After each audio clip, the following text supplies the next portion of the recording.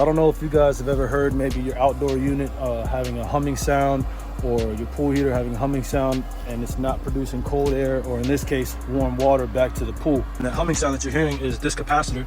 pretty much trying to start the compressor, but it's bad, so it's not going to start it, and it's attempting to start but it's not turning over and running. If you look closely, it's a little bit like rounded at the top there, and that's how you can pretty much tell that these capacitors are bad. But obviously we're going to take our meter, test it, which I've already have, and it's at 0, so that's how you can pretty much tell that it's a bad capacitor. You can go ahead and take the 2 wires that you have for your fan, put them back on, and 2 wires on your compressor and your common wire, put them back on the capacitor. Now for the most part it is a pretty quick fix,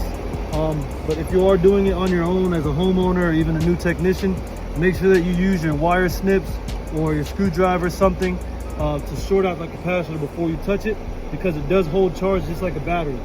It's not one of those things that when you unplug it's done. Make sure that you sort it out, because trust me, you only need to get shocked one time to never forget to do it again.